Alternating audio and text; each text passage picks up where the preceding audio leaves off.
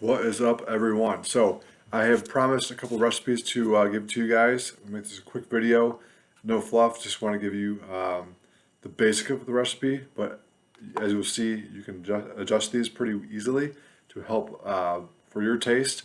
So there's two recipes we're going to talk about today. One's an egg bake slash like kind of casserole thing that I prepare for. It usually lasts me about 3 days or so. Um, throughout the week, and then from there I can make more or adjust whatever I'm having.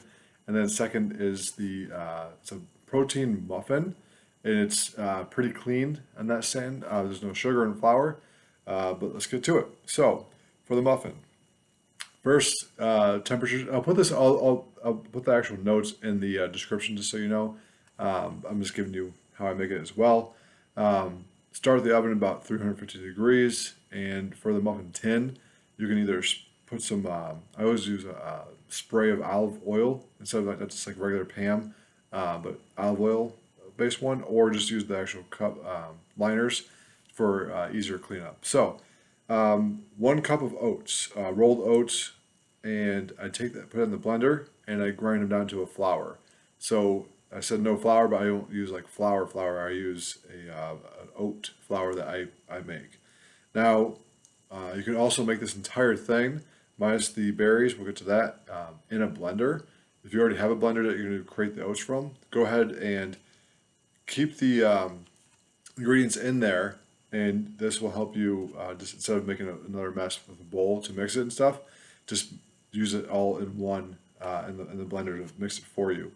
If that's the case, I'll take the oats out and then put the other ingredients in, then put the oats on top so it mixes better. Then 1 banana. If you're mixing this outside of a blender, smash up a little bit and cut it up real fine. So when you start mixing it, it's easier to blend in my opinion. I use a half cup of vanilla protein powder, 3 tablespoons of honey or maple syrup. I prefer the honey. This is to help sweeten it. So this part's kind of optional if you want.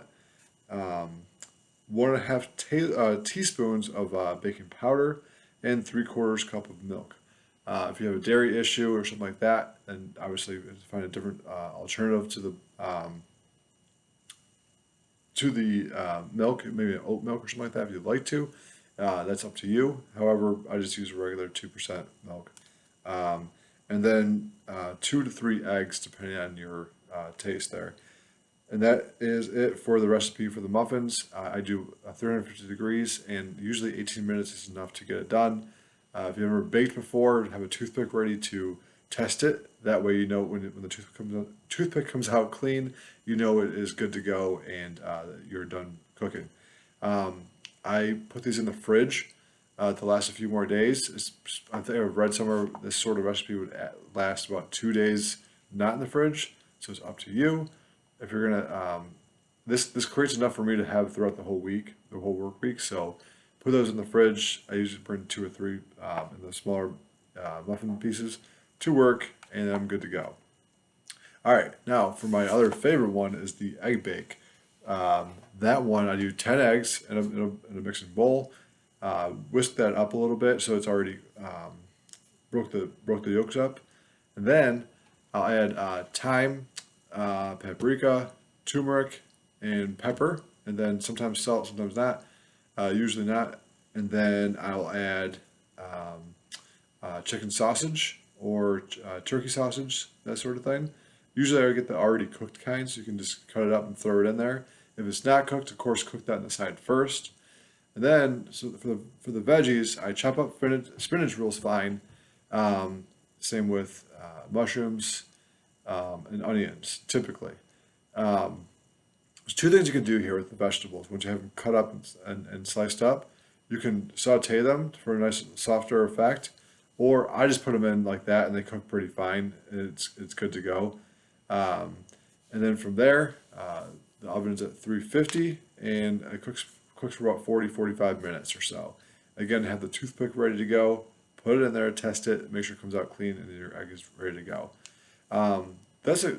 The egg one especially is more of a basic thing. Like you can add some cut up peppers in there, or whatever you want to take in and out.